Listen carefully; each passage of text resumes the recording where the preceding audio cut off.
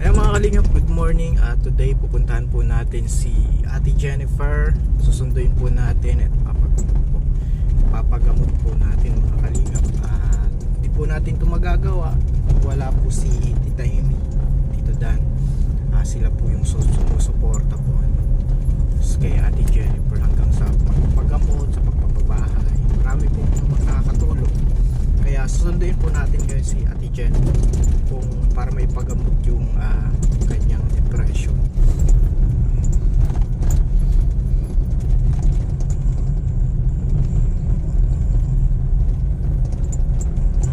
Ready ka na Ate Jennifer? Okay na yan damit mo? Okay na po kasi. Sige. Sinong maalaga sa mga anak mo? Ay, si papa ko po. Mabantay. Oo. Sige. Okay na. Sakay ka na Ate Jennifer. Kinakabahan lang, sir. Sakay ka na. Salamat tayo kay Tita Amy, Tito Dan. Siya gagasto sa ano eh. Abo. Pasok na Ate Jennifer dyan sa likod. Malis na kami! Ayan po yung bahay nila. May mga solar po yan mga kalingap. Galing kay na Tita Amy, Tito Dan din. Bahay nila. Mga anak niya. Yan papagamot po para malaman kung anong gamot ba yung sanhi ng mga depression mo. Importante din yun eh. Kasi nadadala man niya ng gamot eh. Samahan pa natin ang panalangin. Ayan mga kalingap. Papunta na kami mga kalingap doon sa papacheck upan kay Ate Jennifer. Kumusta naman Ate Jennifer? Nakatulog ka kagabi? Idlip lang po. Idlip lang, hindi natulog talaga dati. Opo. Kailan pa yung ganyan mo? Matagal na din, last year pa. Ay, o yung nauna kang nakakita ni Kalingap Alvin. Hirap ka na talagang makatulog noon. Opo. Ano po, alas ayaw ko baga pong may kausap. Si sir ayaw kong papasok. Tapos parang ayaw mo nang gumawa sa bahay. Gusto mo na lang mahiga. Tapos isip ka lang ng isip, ganun? Kahit gusto ko man tulog baga, hindi ko magawa. Oo, kasi hihirap nga. Opo, mahirap matulog. Kakanda pa rin pulse ng mukha ko. Ay, oo nga. Pero kagabi, idlip lang din. Idlip po. Kasi kapag may naririnig ako ma'am kahit kaluskos, nabangon akong bigla. Para bagang kabado baga ako ma'am. Parang ganun. Ay, may ano ka na sa nagkaganyan ako dati. Anxiety, Palpitation, oo nga. opo. May palpitation pero yung sa akin nawala din. Oh, anxiety nga yan. Part po siya ng thyroid. Oo, sa thyroid. Kasi Tapos nagpapawis ba yung mo lagi, kamay? lagi po pawis na pawis Pawis ako na lang. pawis ka. Kaya pag dadating kayo mukha akong pulubi baga ma'am. Ay, oo, kasi pawis na pawis. Opo. Kahit ilang electric pan itapat sa akin ma'am. Ganun. Dire-diretso lang pawis. Hyperthyroidism. Oo nga, yun yung epekto. Tapos yun nga, yung hindi nakakatulog yun. Tapos yung asawa mo, pauwiin na natin. Gusto niya ma'am. Gusto niya mag-uwi. Gusto niya talaga. Siyempre, gayon lang po kaya siya na layo baga sa amin ma'am. Halos ilang na rin. Gusto niya kaso, nag-uusap kayo na paano yung dito sa Bicol. Opo, yun po. Yan talagang Problema. problem po. Siyempre, hindi man po siya pwedeng mag-upo lang baga ma'am. Miski gusto niya magtrabaho, Hindi siya sanay sa trabahong sa ng nyog, kawit nang hindi siya sanay. Hindi po, kasi lumaki na po siya ma'am Sa Manila. Opo. Kumbaga ang trabaho niya, kung hindi fish pan, yun yung construction. Construction. Hindi man din daw niya sanay igdi. Siyempre, parang dayo pag ang isip niya. Parang dayo siya, parang yun ang ganun. kaya nagdadalawang isip din Opo. Ayaw din po niya na masasabihan siya ng nila mama na kumbaga parang hindi kami kaya. Kaya talagang nagpupursige naman siya doon sa Manila. Porsige naman po siya ma'am. Hindi Pero, ba siya nagkukulang sa padala? Oo. Pero syempre ako na lang din ma'am yung nagdadalawang baga. Syempre mahirap ang pera ngayon. Oo, pero sa part mo naman, hirap kapag solo ka lang. Yun lang po ang problema kasi ngayon lang talaga ito ma'am nangyari. Na nagka-depress ka, gawa ng hiwalay kayo. Tapos feeling mo ikaw Solo ka solo mo lahat. ganyan. Hindi ko pa natatapos yung pagluluto, may gagawin na naman Oo, agad may ako. maiyak, may mapasaway. Opo, yun po. Oo nga, nakaka-stress Diyan lang. talaga Ate Oo. Jennifer yung ganyan. Naranasan ko din yan. Oo.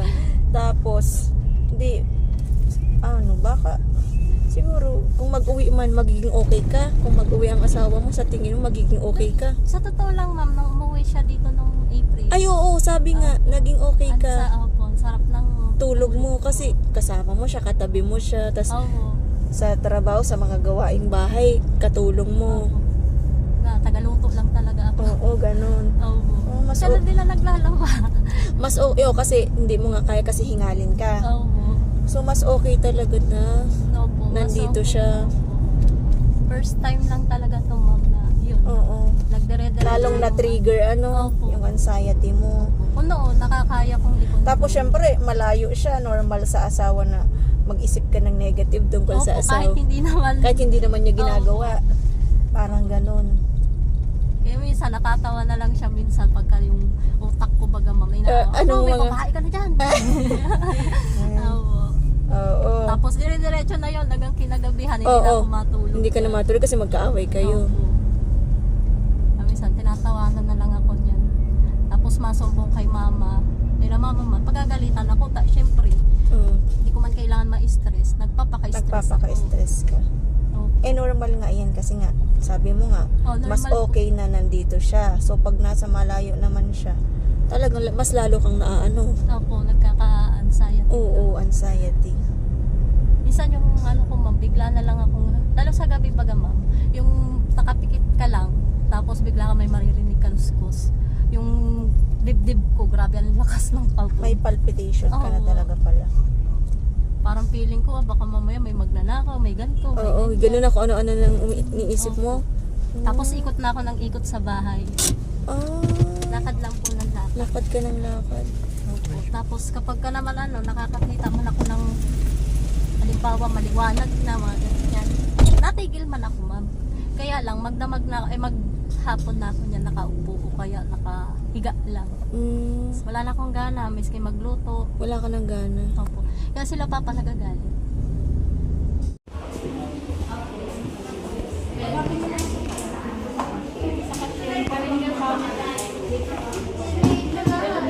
Nandito tayo sa clinic na. So, ano yung kumbaga, nafe-feel mo ngayon? Medyo kabado. Pero okay, kaya na po. Excited ka na kasi excited ako na makatulog. Na makatulog ka, na maging mapaayos ang hindi lang sa pagtulog, ano? Parang mawala po lahat talaga ng nasa mga negative sa akin. Mapaayos ulit yung buhay natin. Okay. So, ready ka na doon? Ready na. Na isalaysay yung mga nangyari? Ready na po. Okay. Sabihin mo sa doktor kasi siya yung ano. Thank you kay, sa nag-provide nito. Thank you po. Maraming salamat po. At finally, makakalabas na po ako sa ganitong sitwasyon. Maraming salamat po. Yan. Sino po hindi na natawag?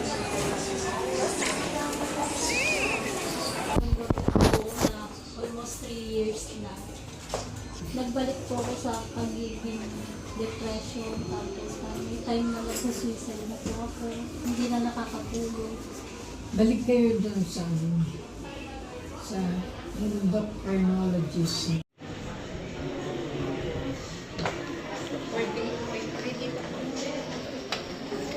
Sige.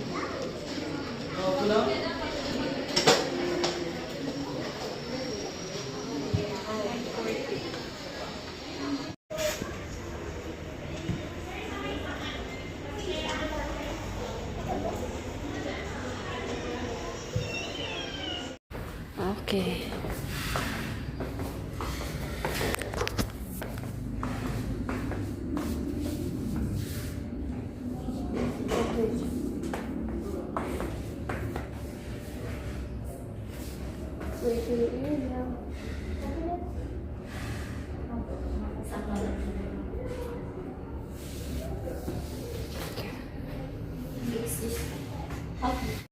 Ayun mga kalingap, ginabi na po tayo.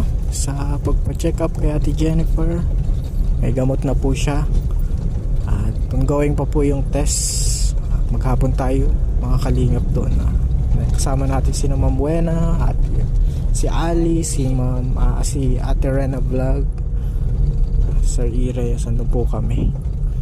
Gabi na po mga kalingap. Hatid na natin si Ate Jennifer. Buksan natin. Yan, Ate Jennifer. Andyan na yung bahay. Mali. Kakulay lang, sir. Kulay. Ito na po mga kalingap. Yung bahay ni Ate Jennifer. Naka-solar na. Good, Maraming salamat po, Sir Alvin, Ate Rena, Sir Ireyas Mabuena, at saka po kanila Tita Emi, Tito Dan. Maraming salamat po sa pagtulong po sa akin na makapagpa-check up po at saka sa mga Tsaka may gamot ka na. meron na po akong gamot na Sana nabili makatulog ka sa na, no? Meron po siyang pampatulog ko po. hyperthyroid. Opo, visa. hyperthyroid po. Good luck and God bless. Thank you Prayer po. lang. Ay, opo, maraming salamat po. Salamat. Yan. Opo, sir, Dito na. thank you, sir. Nahinatid na po natin mga kalingap. Salamat po sa panonood. God bless.